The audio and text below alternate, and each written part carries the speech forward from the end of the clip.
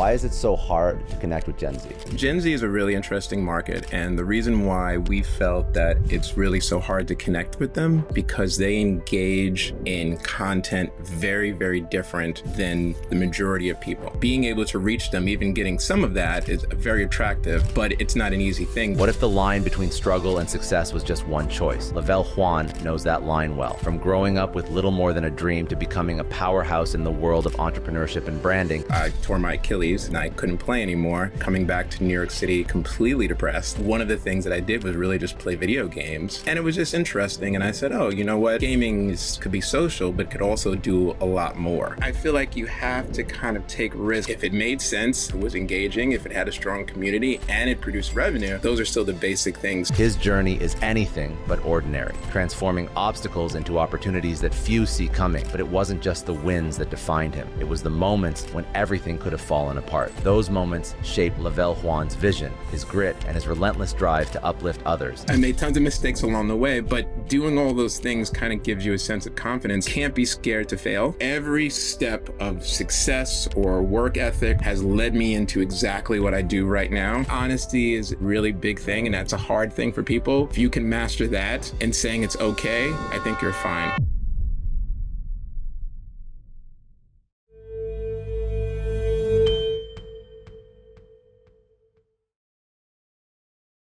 So, Lavell, why is it so hard to connect with Gen Z? So Gen Z is a really interesting market. And the reason why we felt that it's really so hard to connect with them is because they engage in content very, very different than the majority of people. And what I mean by that is that like close to 90%, and I found these, I quote these statistics because they were staggering when I first researched the market. But 90% of them were considered cord cutters. Over 50% of them use ad blockers. And interestingly for us, close to 90% of them play video games that weekly. So there's a lot of, people have tried to throw the very traditional marketing and say, look at this, and here's some influencers, and throw all these things there.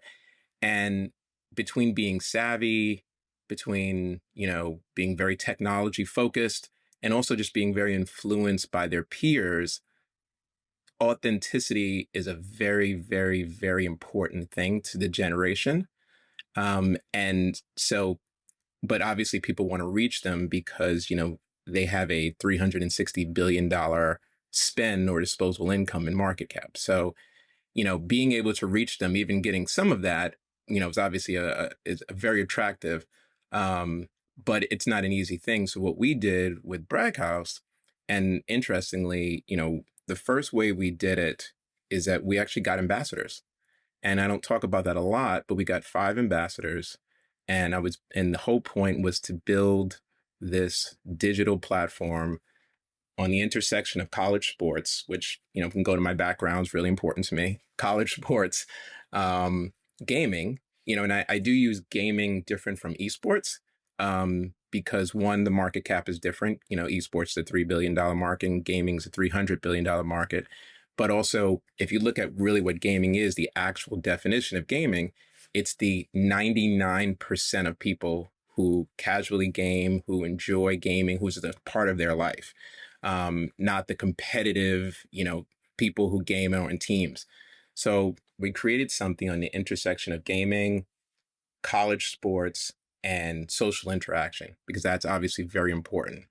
And the reason why we picked those things is because those are 3 cultural forces for Gen Z. And then we actually got ambassadors, and the ambassadors came and they were like, we love this. And we actually listened to them. So when, people use the term authentic, which is used more now than it was used 5 years ago when we started, it is really something that's important to us. And it's kind of why we built the platform for them, around them. And that's one of the reasons why, it's been very sticky. So I think that's, kind of how we've been able to do it, and, happy to talk about more of the specific features of it, but that was kind of the genesis. Tell me how, because you didn't pick an easy business to start. So this is not like an easy business. It's like obviously a little bit passion, but at the same time, it's like passion can only take you so far. So where did you come from that you wanted to build something around the intersection of gaming and sports and a younger generation? Like, what was the inflection point that made you say, hey, I want to build this particular business? Um, because your background's interesting as well. I think that you had a legal background, obviously had a college sports background. What was the thing that prompted you to like build this out? Great question. And I'm separated into two parts. So college sports was always really big to me. And one of the reasons why it was big to me, I had played baseball at UT. And one of the reasons why it was big to me is because of the community. It's like you were part, I'm a New York City guy and, went to this big school and I was kind of, lost, but you have a community, you have a camaraderie with, people that are there. And that community motivates you, helps you do things. So that was something that was really, really important to me. The first part of the story is I tore my Achilles and I couldn't play anymore. And I remember coming back to New York City completely depressed. And one of the things that I did was really just play video games out of depression. But what it did, and this was kind of my first really kind of taste of it, I was also working with other communities. And I kind of felt what I had lost with being on a team, working with other people. And it was just interesting. And I said, oh, you know what? And, through other things, that was kind of the first thing where I was like, gaming could be social, but could also do a lot more. So, fast forward, went to law school, and then kind of got back on the entrepreneurial stuff after, private practice at a law firm on Wall Street. And then I remember, looking at EA Sports. And I always played, and they're one of our partners, so now, but I always remember playing college football. And of course, I played Texas, Hook'em Horns. And I was like playing all the characters from there. And then, to show my age, in 2014, they stopped and they said, oh, likeness, image, Supreme Court decision. You can no longer, have the game because they couldn't use athletes' images. And that was devastating to me. But the reason why it was so devastating is because it was a community. I was tapped into the community. You played against people. You had that passion. You had that rivalry. You had that, everything was there in a video game. And then from a business perspective, because, I was a nerd, I looked at all their filings and they made billions and billions of dollars just with that game. So I said, by taking that out, you lost that market cap, you lost that community of millions and millions of people being engaged in. And I said, wow, that's really, I was like, I can't believe that's gone. And I kept telling myself, someone way smarter than me is going to pretty much try to reinvent that, but make it even better. And they're going to say, hey, you know what? College sports is such an important thing from a community standpoint, for stickiness, for revenue. Put that into a game and people will connect. That's the social part. Someone is going to do that. So I waited, Scott, every year. I finally left the law firm. I did 2 successful startups, and which I exited very well. And I just kept waiting. And I kept waiting. And nothing happened. Nothing happened. And in 2018, I said, I just sold one of my other companies. And I said, I'm going to do something that's really important to me. If no one else is going to do it, I'm going to create that because I miss it. And the whole point of it at the time was to create an ecosystem, to create a digital space. And I remember that space because I was engaged into it. Everyone I knew was engaged to it. We looked for it every single day. We talked to each other. We coordinated. We found ways to talk. I'm going to create that, but I'm going to make mine more vertically integrated, that everything is in one platform, but it has all those same attributes. And that was the genesis for what I said. And I said, okay, so I actually took, everyone, our company started in 2020, pretty much officially. I went to my co-founder who was also my best friend. And I said, hey, great idea. But what people don't know is in 2018, I actually built a lot of the technology, really tried to understand it. And then in 2019, going in 2020 is when we brought on the ambassadors to kind of take a look at it and say, hey, what do you guys think of this? And then we launched and we pretty much went viral after that. So there was research. It wasn't like, one of those stories that you just like launch something and everything goes well. I did do a lot of research. It never is. But it's always ups it's and always downs, ups and dude. downs. But it did go viral after that. And then we went from 5 ambassadors to, having probably 25 to 50 students on each campus pretty organically.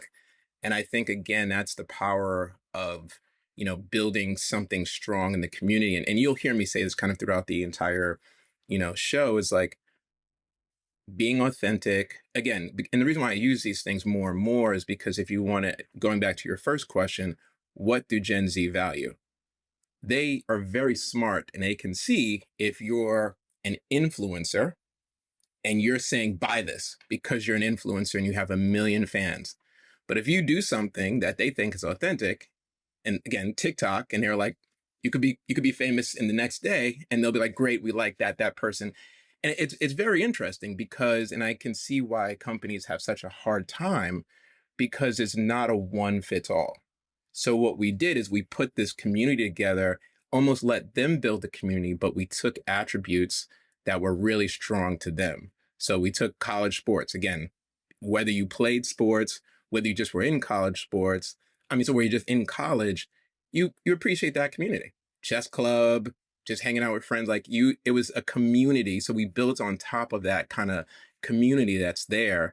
As I mentioned, only 90%, over 90% of Gen Z college students play video games weekly in a very casual way.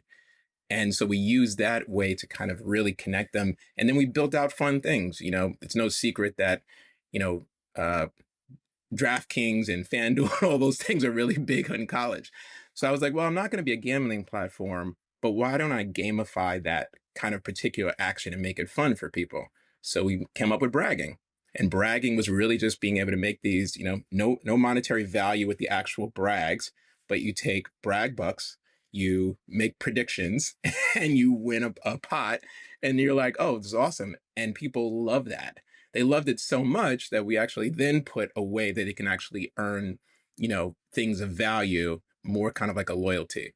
But again, this was very crafted. Obviously there's always a lot of luck and stuff, but we did have a very methodical plan. And we were actually guided by the actual community. And we put that together. We started seeing the stickiness for it.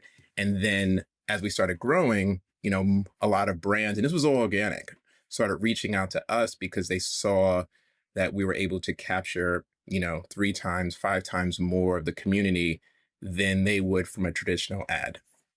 Tell me about, you mentioned like community and the importance of community, just so people can, because it's so obvious to you, but for other people, it may not be so obvious, even though I think the ability to build a community is a superpower for any business. But tell me the difference between building a community versus building an audience. I think so when you build in the way I thought about, think about this. If you build a audience, I'll start from the former, it's kind of you're building some type of content that people are going to enjoy, but it's all based kind of on that, and that content, could be good, could have times when it's not good, but it's just kind of based on that. And I feel like that's, a little outside because you're just focusing on this area. If you build a community, you automatically have this, again, I'm using the word stickiness because people are now connecting with people that they feel, everyone wants to connect with someone they feel comfortable with, period. That's just, it's a human nature. So if you build this community that everyone feels safe, and that's always a big thing for us, you build this community that you give experiences that you won't get anywhere else. Again, we give casual people the experiences, some of our events, the proudest moment I have is I saw these students win and they were like celebrating like if they were Michael Jordan. And I was like, this is amazing. So you give these experiences, you build that community, the audience is going to come automatically.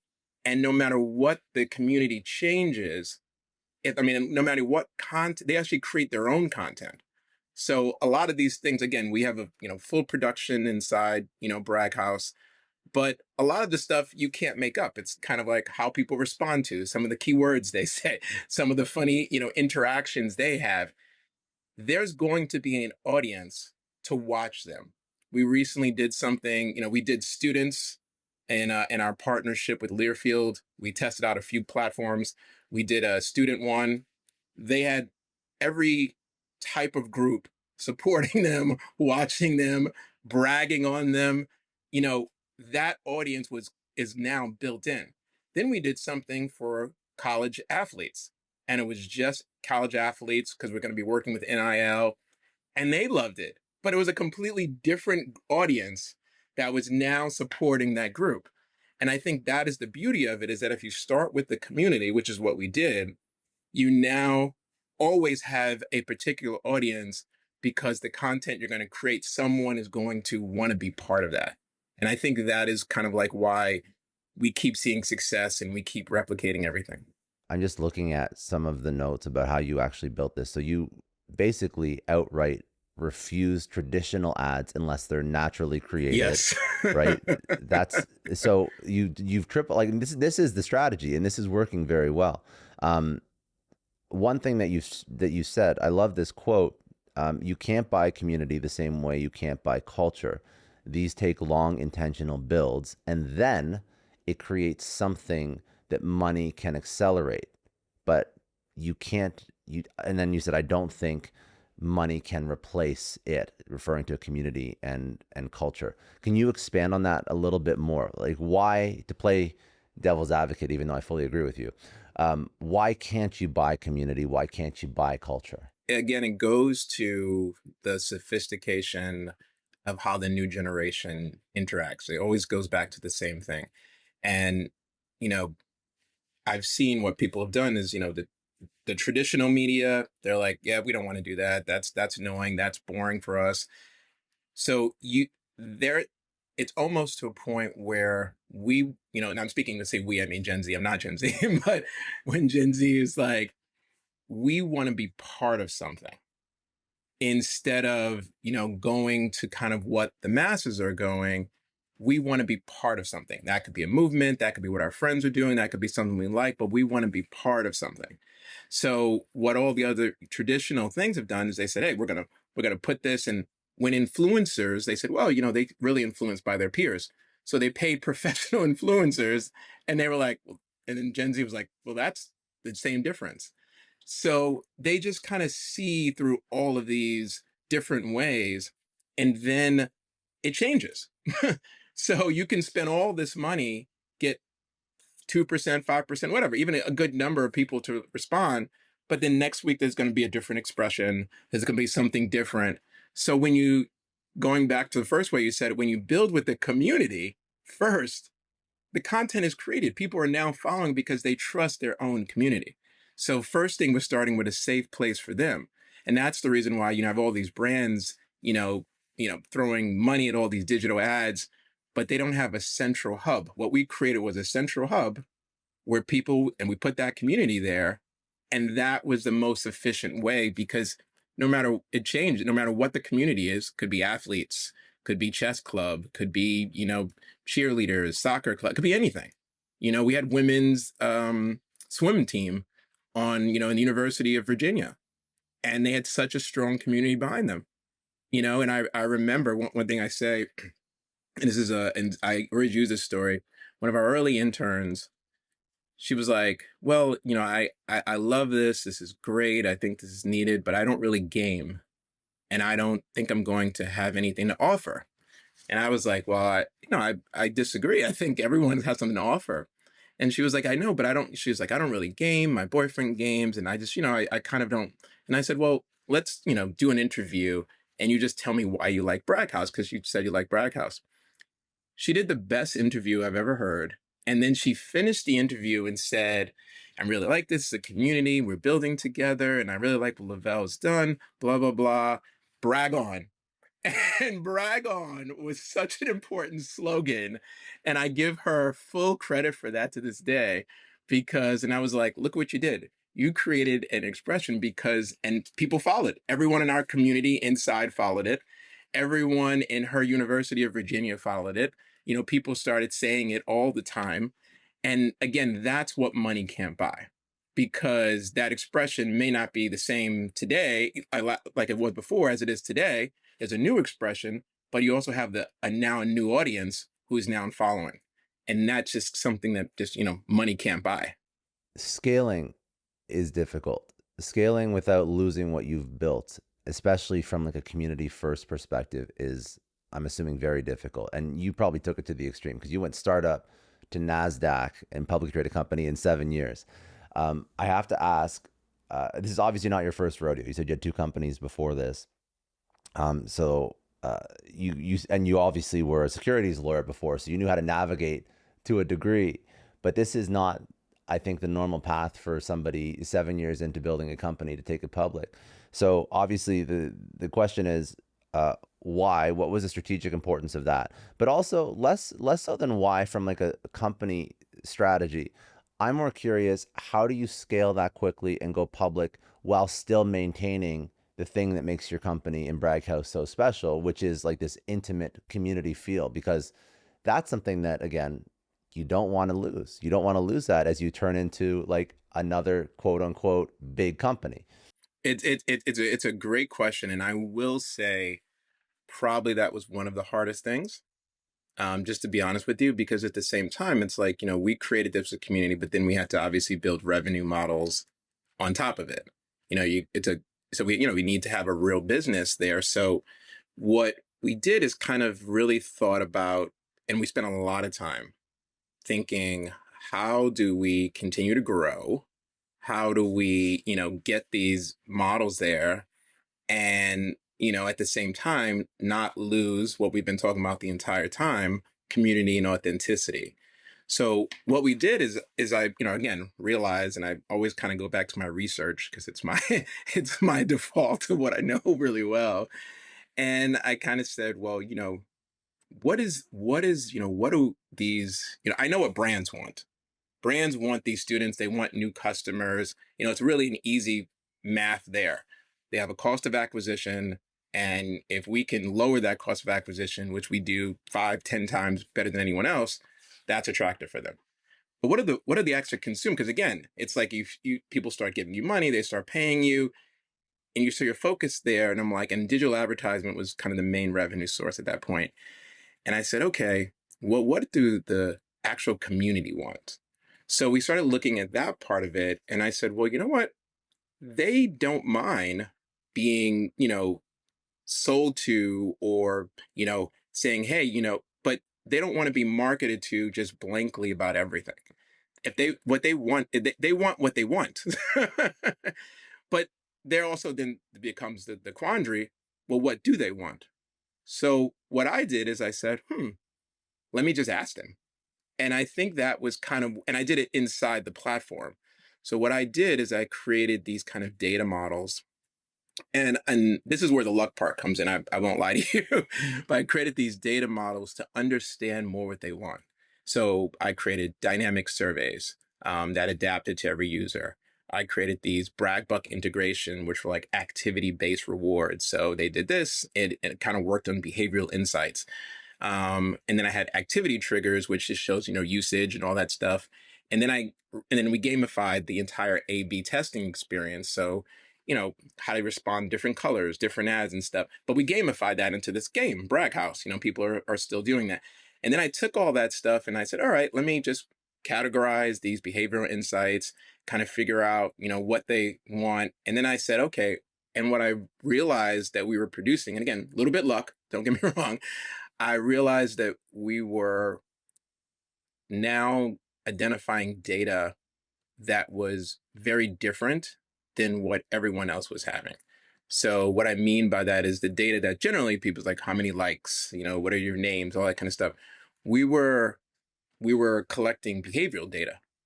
And that was something that I realized soon was very different, that people didn't have this kind of data. And I think you mentioned before, like if Nike or anyone could say, we like this campaign, we want this campaign, we will not buy this.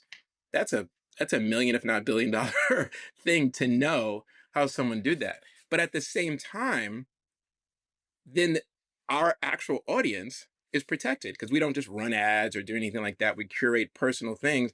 And if we know what they want, we now can communicate that and say, hey, this is what they want. They want these experiences in, watching football, or they want to do this.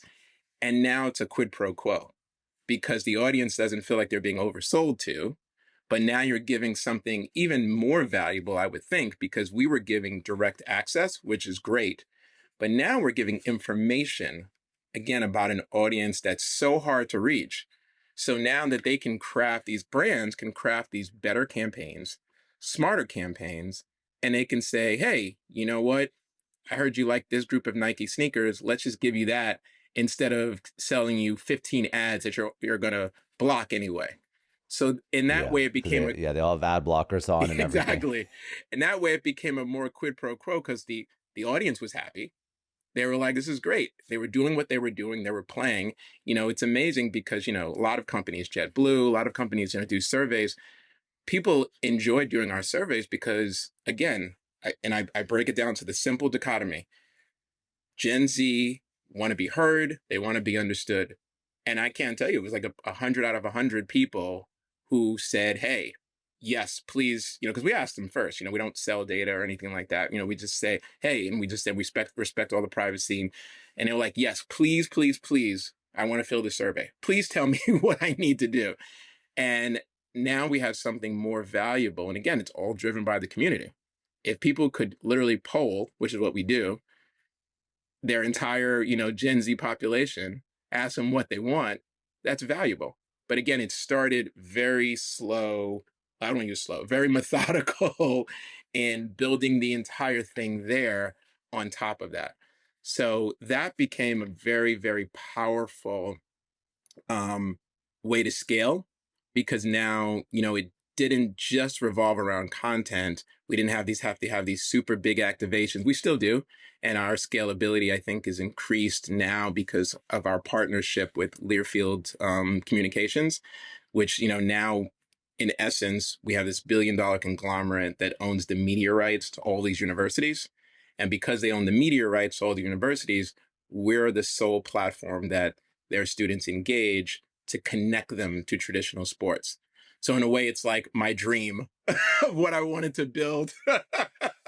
Well, that's how you scale. No, but that answers the question. So how do you scale without losing the soul and the intimacy? It's like you give people what they want, which sounds so obvious, but I think so many brands just throw shit at a wall, hope something sticks, and that's that gross marketing feeling Exactly. that people feel. Exactly. That's it. It's that gross marketing feeling. It's exactly what it is. There was I was just scrolling through TikTok and there was an interview with like Tom Ford. And he was saying, it was like one of these 30-second clips, and he was saying how he hates the word marketing because a product, if the audience wants it, should really do the marketing itself. If a product is something that people want, people will buy it. So if you have a great product and it's in line with what they actually want to purchase, yes, you can help them be aware of it. But he was saying he hates the word marketing because marketing seems to just cover up the fact that you have a shitty product that nobody wants, that nobody finds useful, and you're just forcing them. I agree with that statement completely. To see that it exists. And that's just like, I hate the word marketing for that reason. If you have a good product that people actually want, I'm paraphrasing, obviously, he's much more eloquent, but if you have a good product that people want, you shouldn't have to like just berate them with ads nonstop. You should pair product with person, they buy it. It's very simple. Very simple. Very simple. And this is really what you've done. This is really, and I think that also, I mean, like, I don't know if you knew this, maybe you did understand the opportunity when you started building this out, but the access to that data is like you mentioned, it's not just like $1 million opportunity. It is like a multi-billion-dollar opportunity to get access to how that particular audience segment thinks and feels and cares. Like, that's huge. I remember, like I said, it was designed that we created it to understand it, because exactly what you said. Give them what they want, they'll be loyal to you, and and then the revenue models will be intensified. Again, to my statement that I said, money will build on that and it'll just make it better. But I'll share a funny story with you.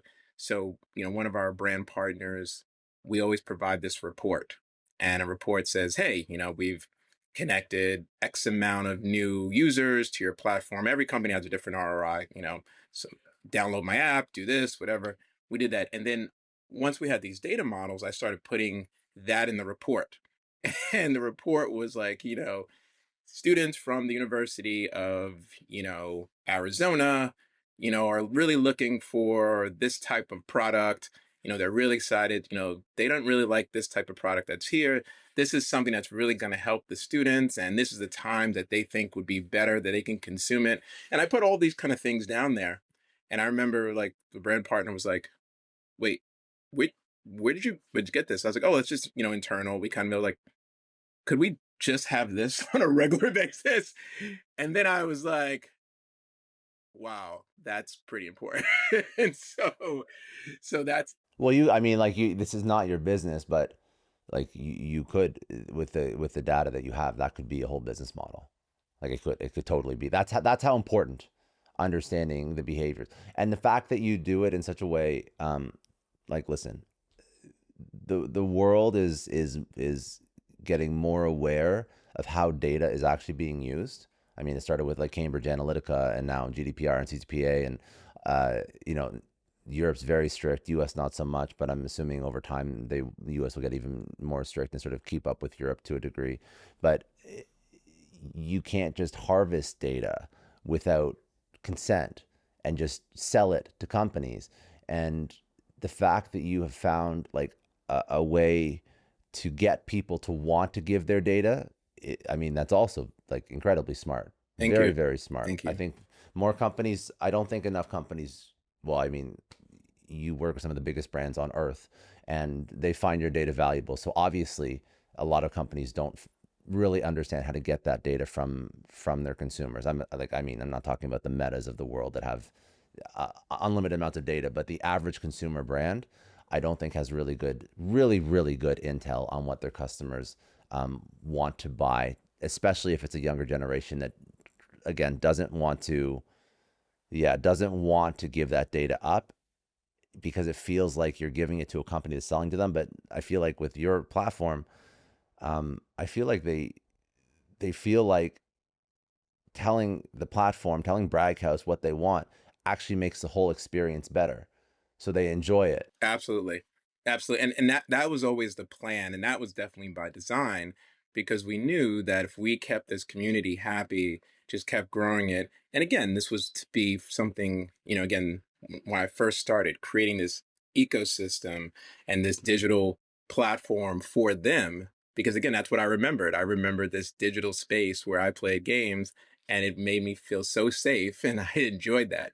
So I said, if we create that, and I think the other thing that I probably didn't mention, but I think you said it, is that in addition to giving them kind of the product and they want, the product is also part of our platform.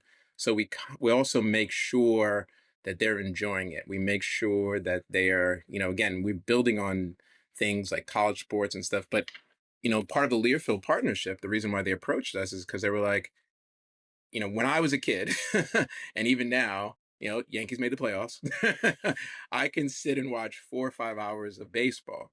No one does that at the Gen Z age. So they're losing, even the colleges, billion-dollar conglomerate is losing this core engagement of the audience, which when you lose engagement, you also lose spend. So what we've done is we taken that experience and also said, hey, how can we make this more fun? And that's a little creative. And for example, one of the things that we're really proud of is we work with every single sport of every single of each college. So every single sport, there's a Bragg House activation where students can enter. And we tried it out a couple of betas with baseball. And what we did is like, well, how can we make this fun? It's like, we can do MLB baseball, but how can we make it fun? So we said, you know what? Students enjoy playing Fortnite. Let's just make up baseball rules, did a full production around baseball and how many kills you have, there could be strikes, there could be runs. We did this really fun thing. It was beyond well intended, it oversubscribed to it. Everyone loved it. And the ROI only, it's like, the ROI for that, it was a test model, was really just to connect the students to traditionally what the baseball game was going on. And we've heard that it was, we're still getting in data for it, but we heard that it was probably more attended than any other baseball game virtually. And people kept a lot of the scores, they know. And that was something that we wanted to do. And again, if that's the way people are consuming, and it's important to understand that. So it's like the way people are consuming now is digitally. I'm going to use Braghouse and I'll know everything that's going on with this game, with the soccer game, but I'm not actually watching the game. This is how I watch the game. And that's fine. That's just because now people are interested, they have fans and stuff.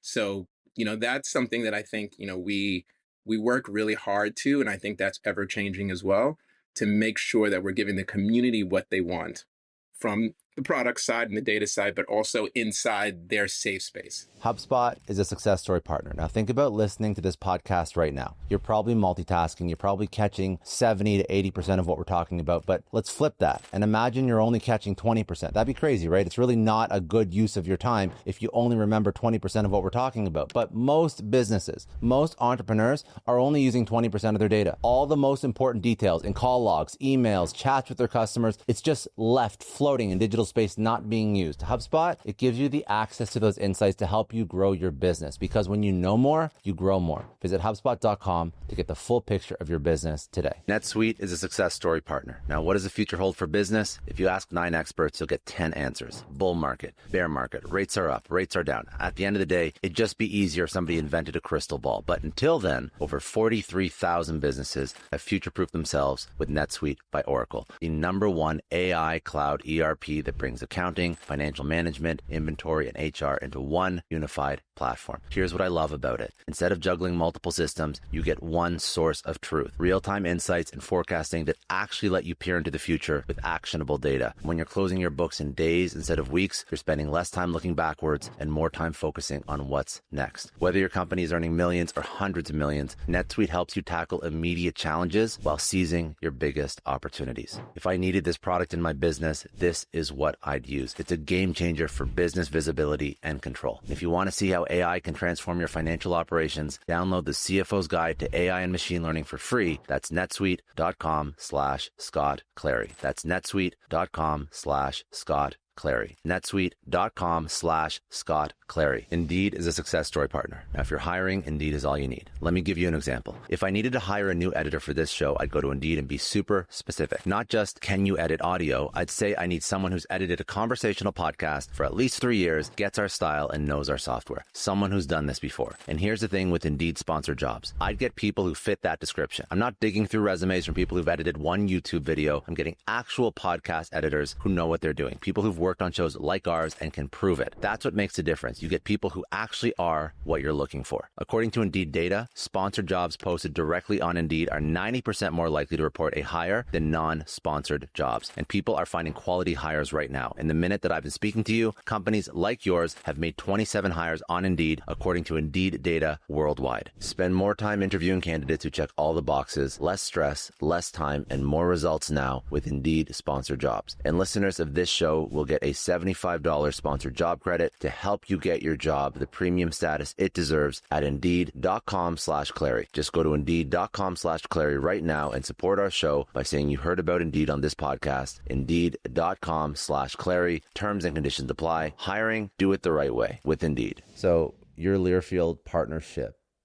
you have access to like hundreds, I think 200 plus campuses. This is the numbers that I have. You may have even more at this point.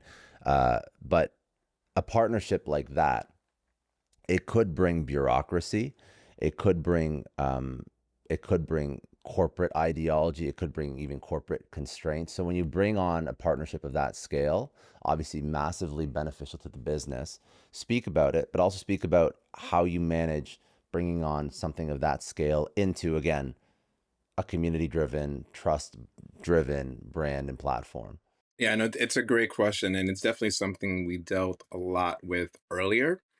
I will say that Learfield has been so far, been over a year now, an amazing partner.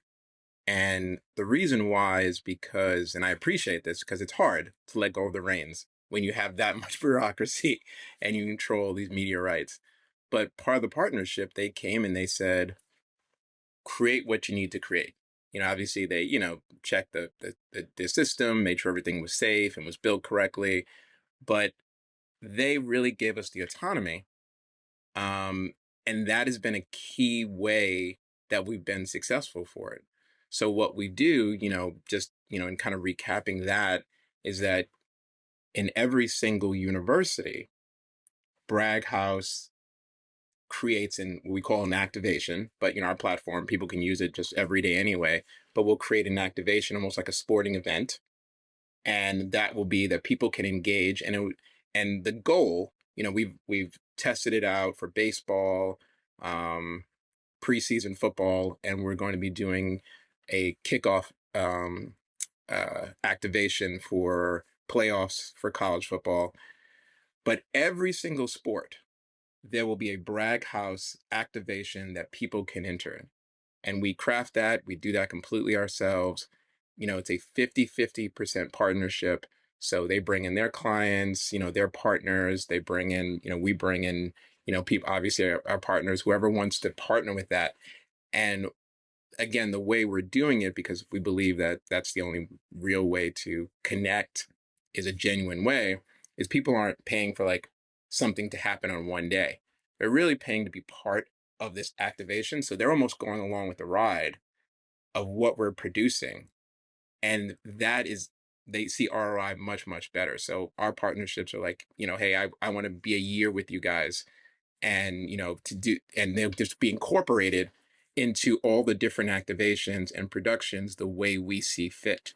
So that I think is kind of one of the, you know what I believe is going to happen is I believe that with this opportunity and scalability, Bragg House will be the sole platform throughout every single college for people to interact with. And I think, and at a certain point, you go above even what, it's just meant to be. And you have a bunch of other, it'll be the sole engagement at a certain point. So that's at least what I think the goal is for it. And I can kind of see that happen just from our current engagement. Just to understand you as an entrepreneur, this is one of my favorite quotes. You've said it on past podcasts, and I want to understand what this means because I think again we're very much like kindred spirits. We think alike. But you said, "Life's an adventure. Your career is part of your life. It's just one big adventure. But make your career dangerous." So, what does the idea of a dangerous career mean? So it kind of goes with two things. One, and I'm going to say this, but I also caveat it too. You got to take risk, and you got to, I think if your risk, call them calculated, call them, that you like all the risks that we've taken, we've really thought about them. We didn't just say, hey, let's wing in a prayer. It's like, I said, I took a year to build out the technology, test it out. I used to go to bars in New York City and say, hey, could we have people play Bragg House on this, just to see if people even liked it. So, you know, I feel like you have to kind of take risk. It kind of goes back to your earlier statement. I didn't want to, if I was going to do something and put everything into it, I didn't want to do something that kind of everyone else did or just make one product better. I wanted to do something that was very, very different. And I thought that, if it if it made sense, if it, did all the things it's supposed to do, if it was engaging, if it had a strong community and it produced revenue, I feel like those are still the basic things. So I've always did that. And I've always kind of said, I'm going to just go to the edge of creativity. With that said, which I will caveat though, um, for me, I probably can go to the edge and to the point of like, either this is going to work or not work. My wife gave me a little bit of advice, which I thought was pretty awesome. She said, I never want to stop your dreams because you're very creative. Keep doing it, but maybe set a goal somewhere that you need to accomplish these 5 things. And if you haven't accomplished these 5 things within whatever period of time, then just reanalyze and do the analysis over. So that's my only caveat to that. I thought that was very helpful because I'm also someone who really, really has no problem playing dangerously because I just believe in it. And I think you kind of need, I do think you kind of need that passion um, to really do it. So that's kind of what I meant by that. Because, but you also need to balance yourself with people. So my co-founder is the opposite of me. He's not dangerous. He's risk adverse. And he's our chief operating officer. And, I've told him, it's like, I was like, oh, we're going to go public. We're going to do this. We're going to build this. We're going to get these clients. We're going to do this. And well, I forced him, I think, almost to think outside of what the realm of possibility is because he's so gifted at putting an organizational structure on it. So my job is literally to think even bigger every single day to a point where it doesn't even seem like it's reachable. But I believe it's reachable, but I also believe it's reachable because we methodically planned it too. So that's kind of what I meant by that. I love it though. No, it's like that yin and yang of like dreamer and executor, right? Like the visionary and the operator, and it does take both. Like you can't just have one. And I actually think that it's important to have it in your company. I mean, this is a whole other conversation that I bring it up on the podcast once in a while, but like having that balance in your house and having somebody who can be like a sounding board for all your crazy ass ideas, like in like a spouse or partner or a girlfriend or a wife or a husband or boyfriend or whatever, like it is so damn important. Like it is so important. Like I think I mean, like having the right partner at home it can make or break. Like really. yeah, and it's and also dealing with you too because I say dealing with me because I wake up with these ideas and I probably had in my mind $20 billion ideas that I just was like, this is going to be great. And and it's it's hard too because it's like you need that sounding board.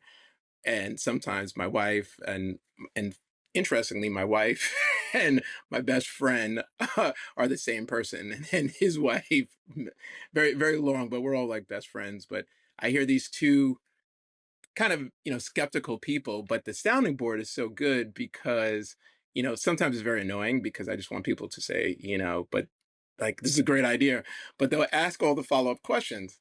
Okay, well, what are you going to do here and what are you going to do here? And I'm like, okay, and then that's how you kind of come up with the idea. So it's super important, and I love it. And again, you got the support as well, so the support is huge.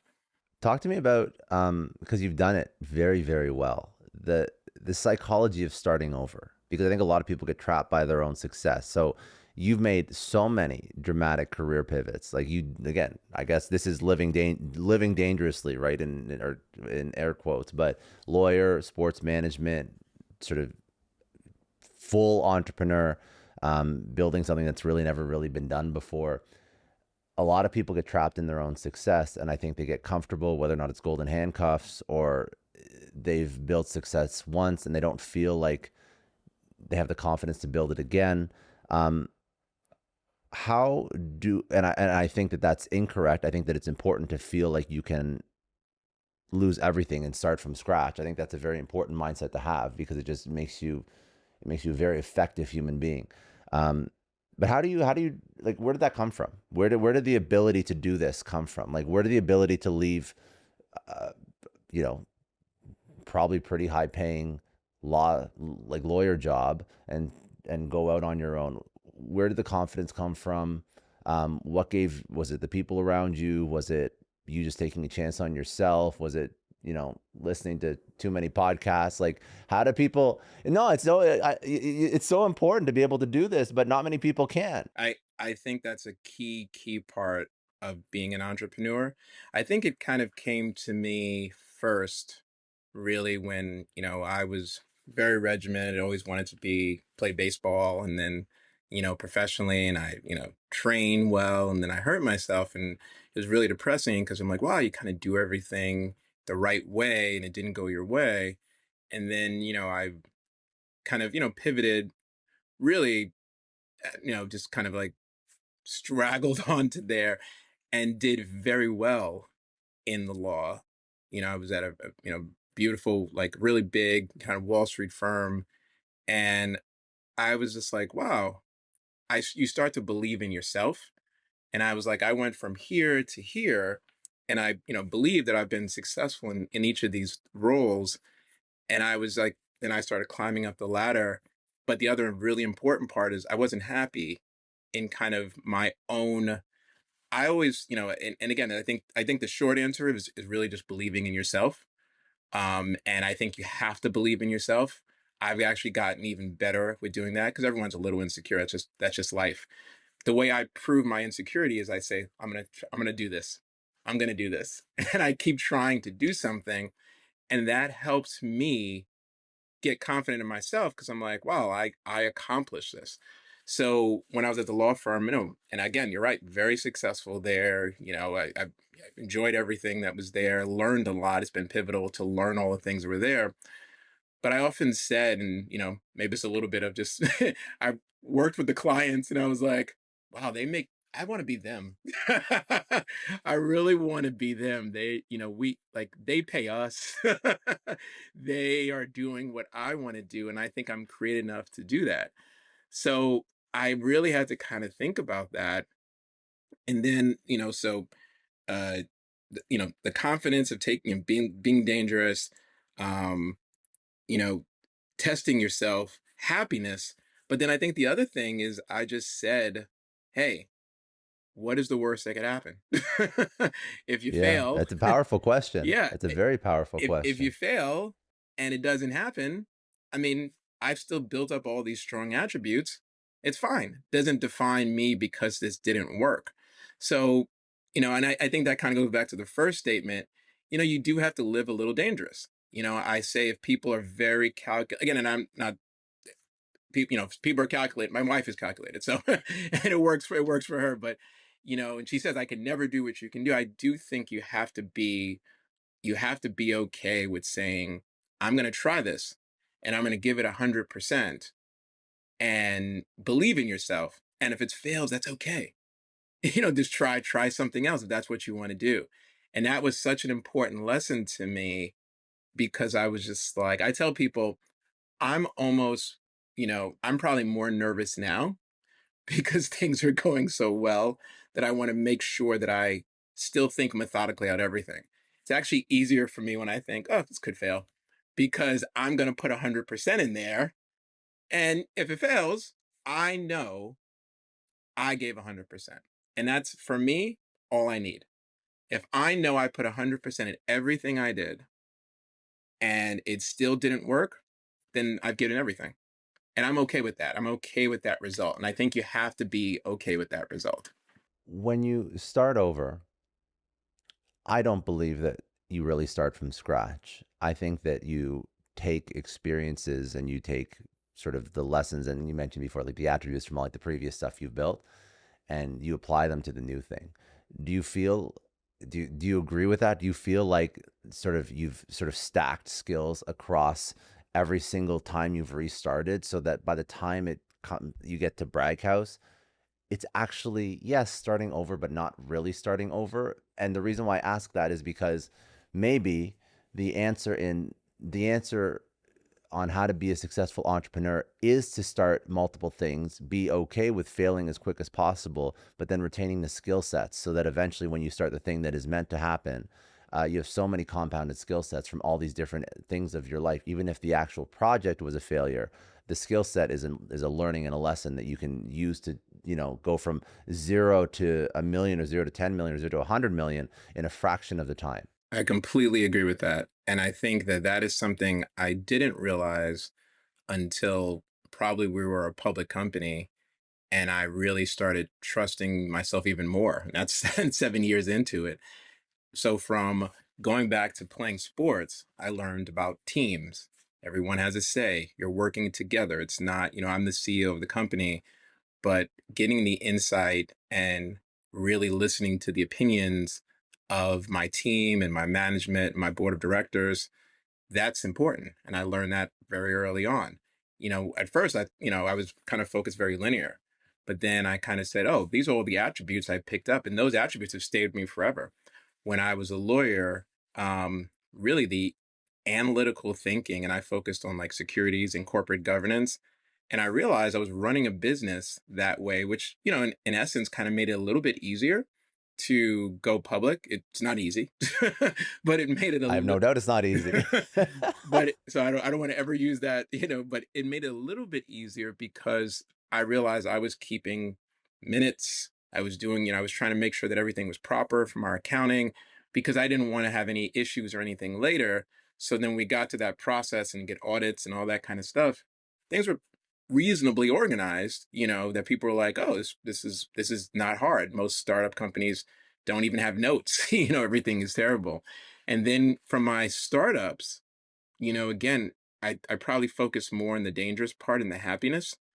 But what I realized from my first one, which was being a sports agency, I was I was successfully built. That was the first time I successfully built a community amongst people and then connected them to a revenue model that was very genuine. And I was like, wow, and it was also rewarding. It was fun. My second entrepreneurial business was a soccer team. I had a good friend from law school, and he said, "Hey, can you be interested in buying this soccer team?" Wasn't super expensive. It was a small soccer team, and they were part of a league that wanted to bring like minor league soccer, excuse me, to the United States. And I remember the first thing I did is I said, in order for this team to be successful, we need to get the actual community behind it. So it was in New Jersey. We went to a local neighborhood called Ironbound, which is a predominantly Portuguese and Brazilian neighborhood. We recruited people only from there. And we had every single one in that community every day. Remember, I said, build the community, you'll get the audience. Everyone wanted to support people that were there. These were kids from their community, and it was super successful. We became the prize soccer team, but I don't know a lot about soccer, but I took exactly the same way that we built everything else. And I was like, wow, this is really good. And then when I came to Bragg House, what it was, I really just said, hey, I believe I have really good ideas, and I'm going to try my best to build those ideas in a very methodical way as I possibly can, because I believe in that I've made the right decisions in doing these things. Not perfect. I made tons of mistakes along the way, but doing all those things kind of gives you a sense of confidence. So you can't be scared to fail. You have to just say, again, it goes back to, if I fail, I gave everything possible. So, exactly what you said is right. Every step of success or work ethic or whatever has led me into exactly what I do right now. And I think that's a big, big part of being successful. The HubSpot Podcast Network is a success story partner. Now, a quick podcast recommendation. I've been listening to Truth, Lies, and Work. They're in the HubSpot Podcast Network, just like Success Story. It's this husband and wife team, Al and Leanne Elliott. They break down why people actually do what they do at work. So if you have a business, if you manage people, if you have to hire people at any point, you have to listen to their show. I just listened to an episode on why good employees suddenly quit. That's an issue that we all have, and it totally clicked for me. One of the reasons they explained is why it's not usually about the money. It's about all these little promises that we as founders, entrepreneurs, managers, leaders, we break without realizing it. Like when you tell someone you just hired that they're going to learn all these new skills, but you just keep giving them the same tasks over and over and over again. It made me realize that I've probably lost a lot of good people for dumb reasons that I never noticed. And hiring is one of the most important things you can figure out. So if you manage people, or if you just want to understand what makes your coworkers tick, it's worth checking out. Listen to Truth, Lies, and Work wherever you get your podcast. ShipStation is a success story partner. You know what separates successful online businesses from literally everyone else? It's not just having great products. It's delivering an amazing shipping experience that keeps customers coming back. All of my friends that run the biggest e-commerce companies, they use ShipStation, and it has completely transformed how they handle orders. They save thousands on shipping costs thanks to their rate chopper tool that finds the best discounts discounts. And what makes ShipStation brilliant, you never need to upgrade because it grows with your business no matter how big you get. And they offer discounts up to 88% off UPS, DHL Express,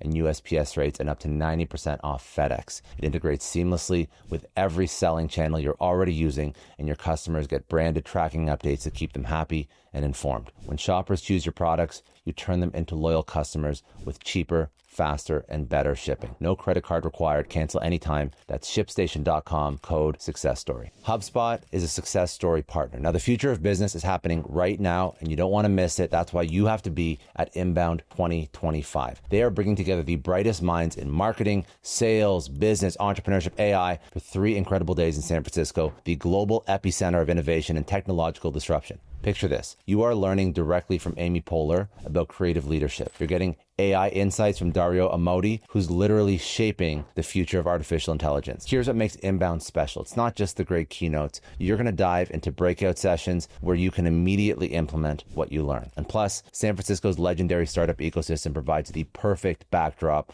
for networking with all these great entrepreneurs, decision makers, industry leaders, peers who are actively shaping the future of business. From September 3rd to 5th at the Moscone Center, you're going to be surrounded by forward-thinking professionals who turn insights and ideas into breakthroughs. Don't just watch the future unfold, be part of creating it. Visit inbound.com/register to get your ticket today. When you reinvent yourself repeatedly, I think it's a good thing. I think that people have to do it. I think that anybody who's been successful has gone through multiple sort of reinventions of who they are. But it affects everything, right? It affects your business, your finances, your relationship, all of it.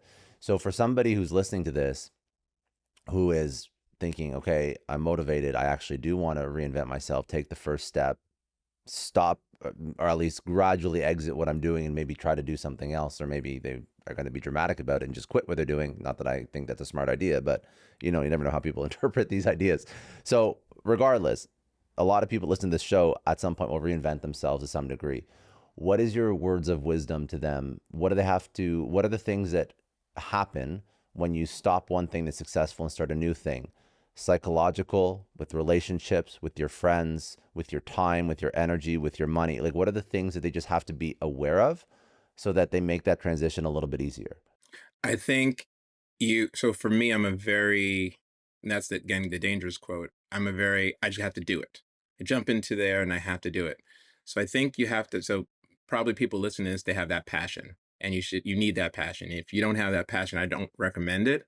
But if you have that passion, go for that passion. And then I think you need to do 2 things. You need to believe in yourself, which is crucial. And you need to be okay with failing. How I do that, and again, I had help from it, is I set out these things that my wife has told me to do that I'm like, okay, I'm going to go until I can't go anymore. And that's how I've always been. But then you can set these things, and there's almost like checkpoints.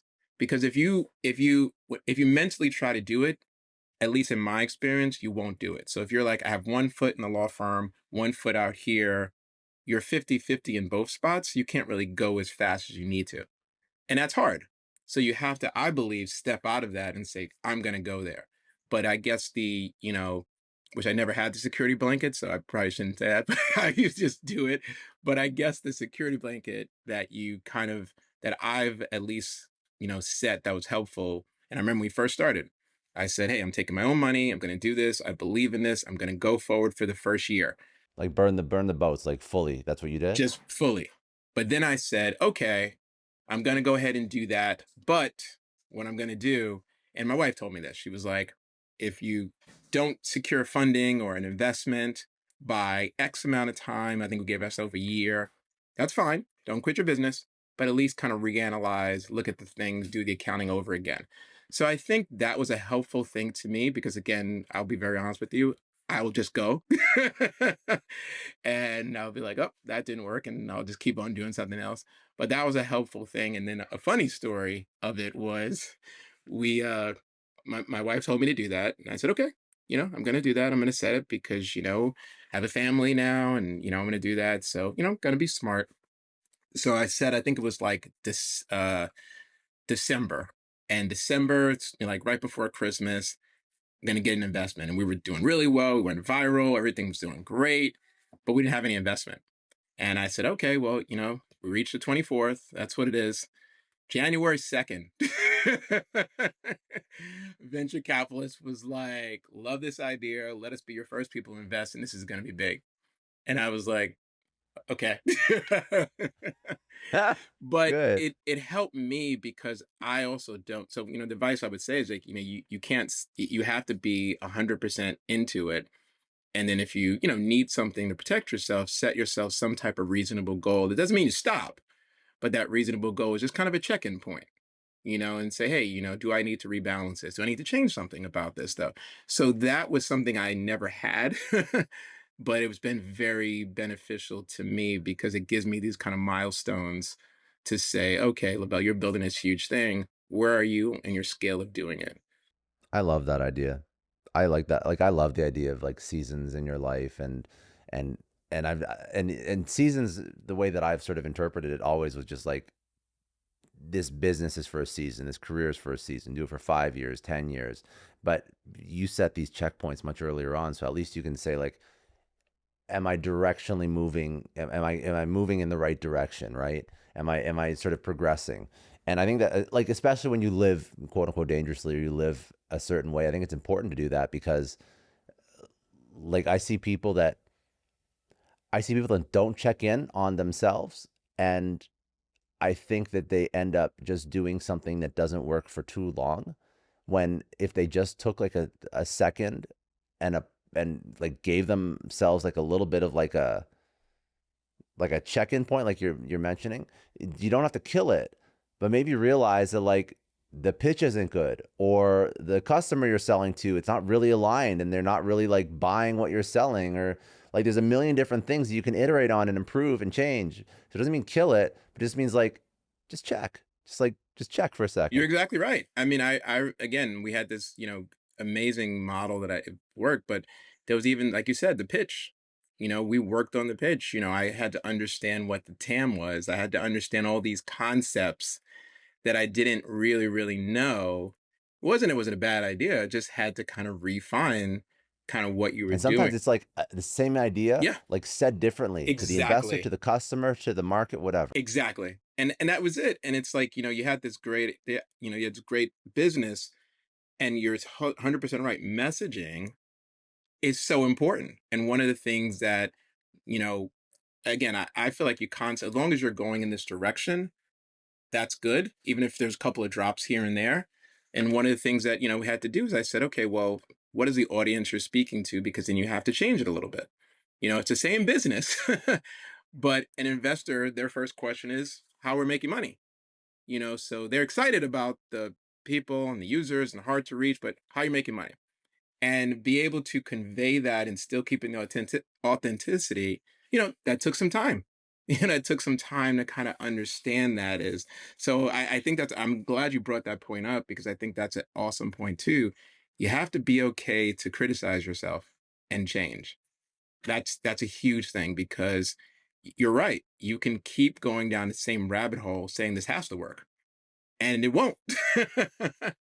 So I think honesty is a really big thing, and that's a hard thing for people. But if you can master that and saying it's okay, I think you're fine. I think that's an excellent point because you can live in your own head. You could be it's again, it's success. You can live in your own head for success, which I think we said and say, look, I did this, and I'm great. But you could also live in your head of not being successful, but just focused on one idea and thinking this was going to be. So it's like I think the best leaders, and I hope I exhibit that, is being able to take constructive criticism, listen. One advice I would give any entrepreneur, and this is something that I did a lot. I just sat down and talked to other CEOs. I literally set up calls with them. I found them. I went to different events and I just talked to them. We were in a accelerator one time and I just sat down and just had conversations with people. And I did that because I was like, I just want to know what makes you think. I want to know what you do. And that was probably one of the most helpful things. And it's funny when you don't want anything from anybody, they have all the advice in the world. Because I wasn't asking for them to invest in me. I just wanted to talk to them. And they had so much to say. And it was it probably was, if I can kind of point to, a few things that really helped me, was sitting down and just talking to people. And when I did that, I was like, okay, yeah, the way I'm thinking about this is right. Because I wasn't in my head. I was having other people that were either successful or just starting out like me, and I was seeing how they think. And I was like, okay. And it gave me things to leverage and bounce. And, if they wanted to give me constructive criticism, I was like, please, because I want to make sure that I'm doing everything possible the right way. I love this. I think that I've experienced the same thing. When you're not asking for anything, people are so willing to give advice. That's why it's it's sometimes frustrating, but ultimately it helps. But I think that there is zero excuse. There is really zero excuse if you are struggling with something, or if you aren't sure how to move the needle in your business, your life.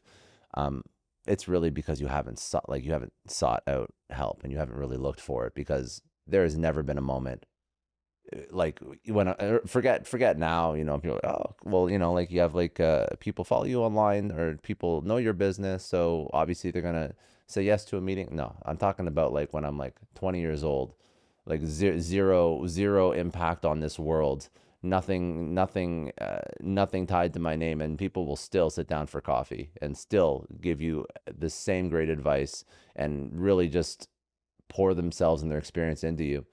You just have to ask. Yeah, you just have to Really ask. make That's what it. you have to do. That's One of really our it. first advisors was he was a lawyer, but he was like more of like an entrepreneur, chair of like, this big entrepreneur group in a law firm. Didn't know him at all. Someone had told me, and I just reached out to him and I said, hey, I'm an entrepreneur. I'm also a lawyer. And I remember like the first call, he was kind of like, what do you want? Like this and stuff. And after that, I was like, so I immediately said, I was like, I want nothing except just kind of your advice. He was like, "Oh my God, let's schedule like an hour. Do you want to meet? Do you want to do this and everything?" And It's and it crazy. was, he eventually came on as an advisor, but I just wanted to pick his brain. I was like, "You've seen a million startups, and you see what failed in them, and I'm trying not to make that same mistakes, because I'm pretty sure that they're very common mistakes. I just want to talk. I would love to take you out to lunch, to coffee, it exactly what you said. People, I was nobody. I was nobody on the map. I was no one heard of Bragg House, but people love to give advice if you just have to ask. I would also say that now I'm, fortunate where I'm at a position in my career where people ask me for some advice every once in a while. And the one thing that I value, just maybe this will be useful for people who are listening, but the one thing I value is when people ask for advice and they actually implement it, because I find implementation is so rare. Like I mean, I talk about my podcast a lot, and how many people have asked me how to start a podcast. Like I'm sure at this point, like 50 or 60. And I know the ones that have actually done it, because the people I've given people like my SOPs, I've given people my list of equipment, I've connected people who have been past guests, so they can be like first guests on their shows. Like 4 people have started a podcast out of like the 60 people that I've emailed like my podcast like full systems to.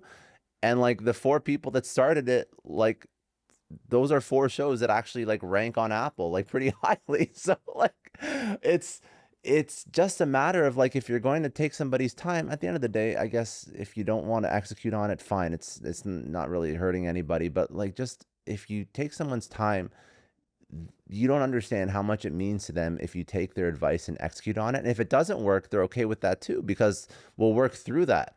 But don't take advice and waste that information. I think that that is another reason why, and I never really understood that, because for me, when I get advice that hits, I'm like, bro, I'm doing it like before we get off the call. Like if you tell me that there's something that works in whatever it is I'm trying to do, like I'm literally doing it while we're on the call. But maybe that's just a personality trait. I don't know, but that to me is like, I love it. I get so much happiness when I tell somebody to like, this has worked for me, that I see them do it and then they're like killing it. I'm like, yes, like that's fucking awesome. Exactly. Exactly. I don't know. So try and execute more too. It's not just collecting wisdom. It's like actually doing something with it. No, it's true, and that's another big component about is actually doing it. Like I mean, literally, this was yesterday. Yesterday, um, they asked me to be on it was like fintech or some like segment in the New York Stock Exchange. And I was sitting down and I was, talking to the guy and kind of explaining, the platform. And after it, he just started telling me all these things. He was like, this is brilliant. He was like, you should do this, you should do this, you should do this. And at no point did I say, I know everything. I literally sat there for an extra half an hour, listened to him. Some of his ideas I thought were absolutely brilliant. Some we thought about, but some were absolutely brilliant. Even just like, yeah, he came up with this slogan, which I'm happy to tell him. It's called Ready Player Brag.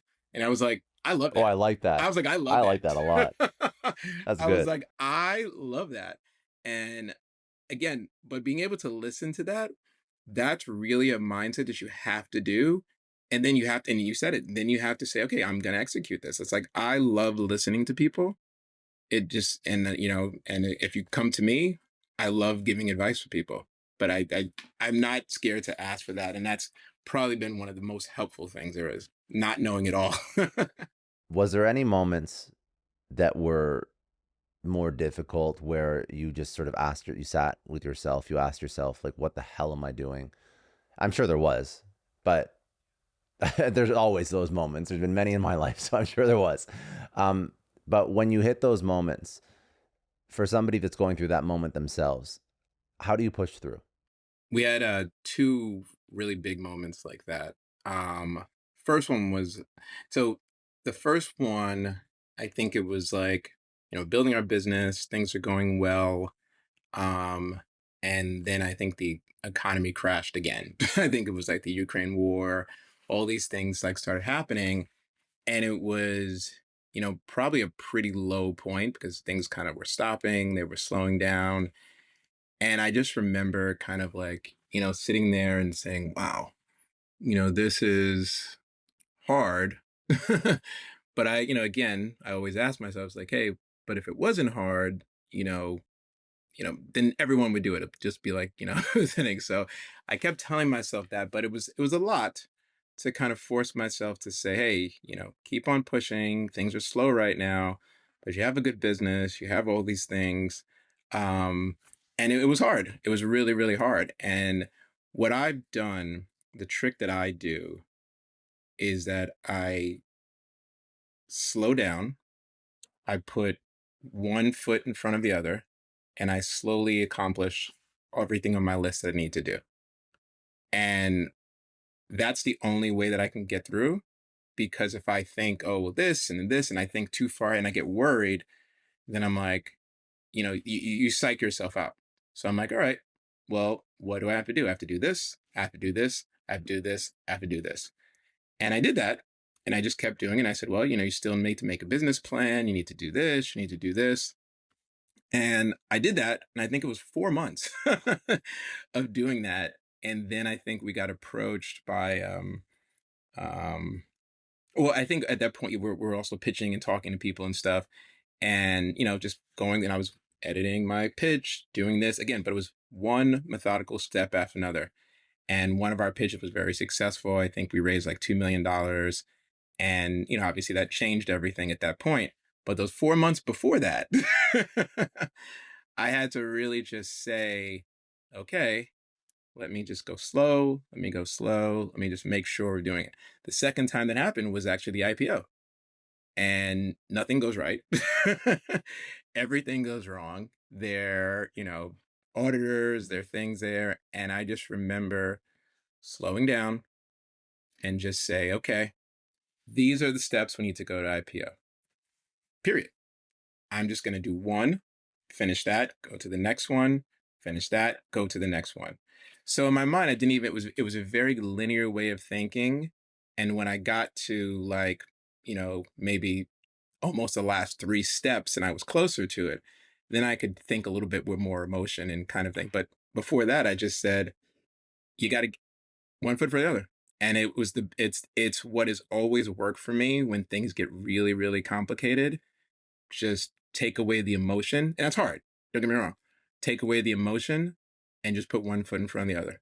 Before we wrap up, I just want people to understand a little bit more about how they can participate in the Bragg House universe and where they can go to sort of just see what you're working on and just immerse themselves. So where would you want people to connect with you and just go and explore more?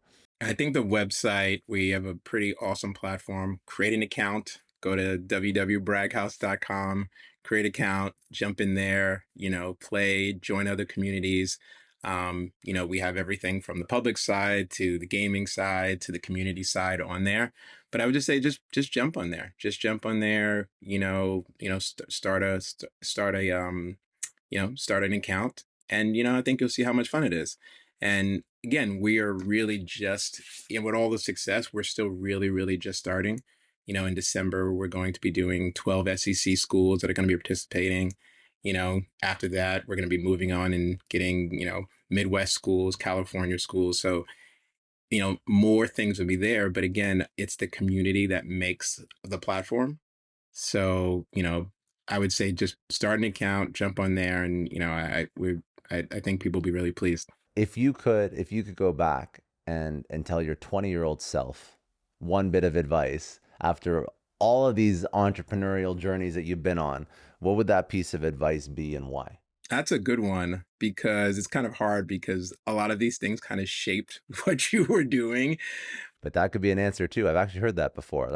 I think that's actually very wise, but I'll let you go with it. But Yeah, I mean well, a lot of the things I learn is because of all the mistakes and successes and stuff I have. I think if I had to tell myself one thing, it would probably just be believe in yourself and don't quit. That's what I think I would just probably want to tell myself because, and I never quit, but for more of myself, it was kind of proving that I can do something. So it was almost saying, I'm going to do this and not know if it's going to be successful, but I want to prove it to myself. And, having that confidence, I now, again, I listen to everyone. I want to make sure I always stay very humble and accept advice, but believing in yourself early on and saying, I can do this and having that confidence to do it will alleviate a lot of the other stuff. Now I feel comfortable in saying, hey, I can make this decision here. And I feel like 80% to 90%, that's the right decision. if you could only pass on one lesson to your kids, and that was the most important lesson that you've learned outside of betting on yourself, I think that's a very important one. But what would be the one thing that you'd want, like your kid to learn that they can take through their life? I think the other thing is to have a good circle around you. I think that that's really important because I believe I've always had these attributes, but every step of my way, I had people who believed in me, people who, gave good advice, and people who were actually trustworthy. So I would say that the people you hang out with, whether you're friends, whether you're colleagues, you know, I would say make sure that those are the people that you feel comfortable around, that they add value to your life because I get all the credit. I mean, I get all the blame too if everything goes wrong, but I get all the credit. But, if it wasn't for my co-founder, if it wasn't for my wife, if it wasn't for mentors, I clerked for a federal district judge who was the hardest person on me in the entire world. At the law firm, I had several mentors who pushed me harder than anyone else pushed me before. So it's like, those were people, that are like, even best friends. And then I had a lot of negative people around me too. I'm a very, Yeah, it goes both ways. You got to be careful. yeah, Yeah. I'm a very social person. And I had people who, probably shouldn't have been there. So now I have a lot smaller circle. But the people that are around me, they know they can tell me, I don't agree with this. And they can tell me, but this is the way I would do it. And I have absolute trust in them that they have the best interest for me and for the company. So I would tell my daughter that. I would say, that's a really, really important part. In addition to you believing in yourself, you have to have a really, really strong circle of people who also believe in you and are going to push you up.